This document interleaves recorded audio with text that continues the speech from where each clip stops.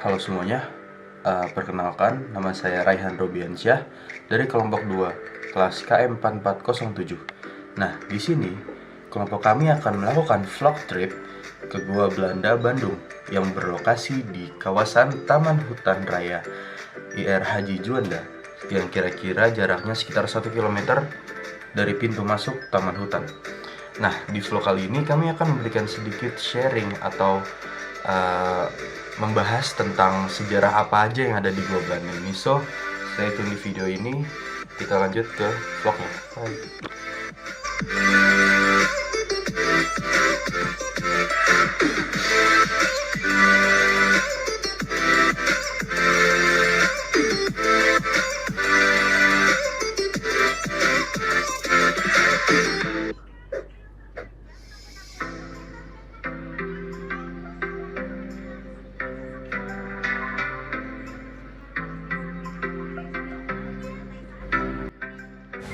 Gua Belanda ini ialah gua yang usianya sudah ratusan tahun.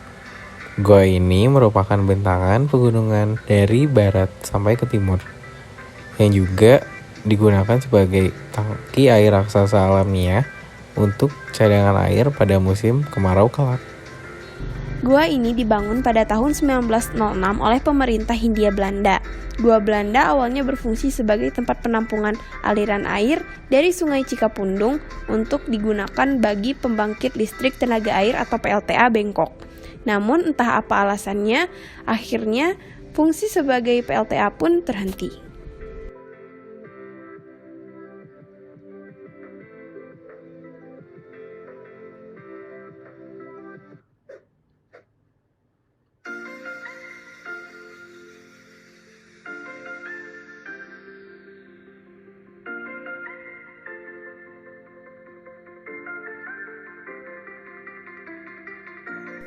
Berapa lama kemudian, PLTA kembali difungsikan.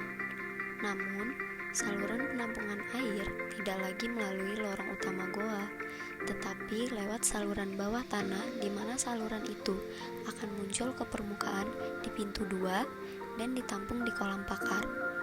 Dari kolam pakar inilah air akan disalurkan menuju PLTA Bengkok yang pada tahun 1923 baru difungsikan dan dikelola oleh GBO. GBO inilah yang menjadi cikal bakal berdirinya perusahaan listrik negara atau yang biasa disebut PLN.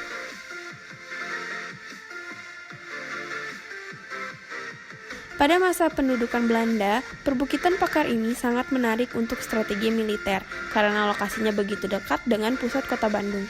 Selain untuk kegiatan militer, gua ini digunakan untuk stasiun radio Belanda karena stasiun radio awal mereka yang ada di Gunung Malabar terbuka dari udara. Jadi sulit untuk dilindungi dan dipertahankan dari serangan udara. Makanya Belanda pun memilih gua ini untuk dijadikan stasiun radio mereka.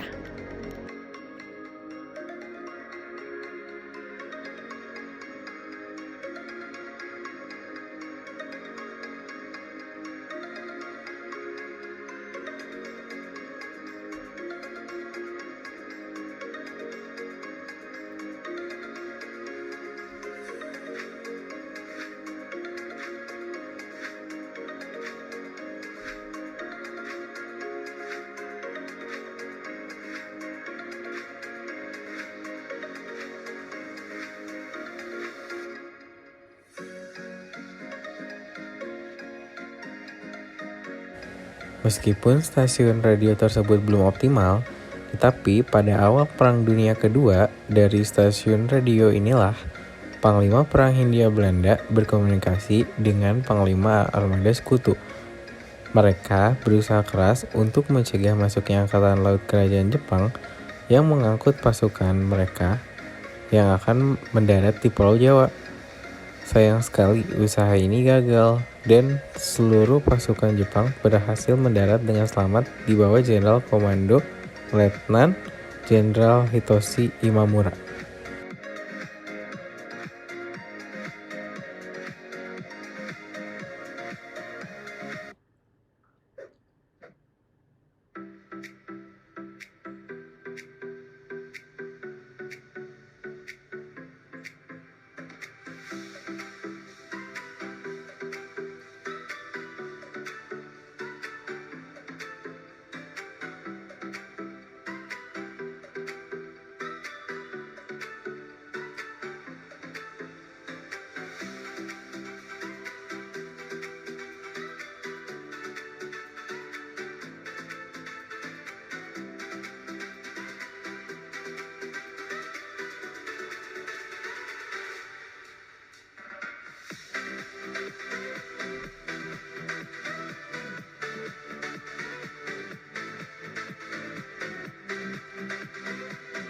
Nah, jadi kesimpulannya ialah dilihat dari sepenggal sejarah yang disebutkan tadi bahwa sistem komunikasi saat masa penjajahan sudah ada, walaupun yang diceritakan hanya sepenggal sistem komunikasi yang dimanfaatkan dalam Perang Dunia. Nilai budaya sejarah yang kita lihat dari peninggalan seperti ini memiliki nilai yang tinggi dan sangat bermanfaat, serta menambah ilmu dan wawasan kita mengenai sejarah. Menjelajahi tempat bersejarah seperti ini dapat memberikan kita gambaran akan masa penjajahan dahulu dan mengetahui konflik seperti apa yang dihadapi negara kita terhadap para negara penjajah. Tidak hanya sekedar mengetahui konflik saja, kita juga dapat mengetahui konsekuensi apa yang diakibatkan dari konflik tersebut. Walaupun Gua Belanda merupakan tempat untuk orang-orang Belanda, tapi tetap saja gua ini menjadi suatu peninggalan dan sejarah tersendiri untuk negara kita. Nah, sekian mini vlog dari kelompok kami. Semoga vlog ini dapat menambah wawasan kalian serta menjadi inspirasi kalian untuk mencari beberapa tempat wisata bersejarah. Wassalamualaikum warahmatullahi wabarakatuh. See you in next video. Bye.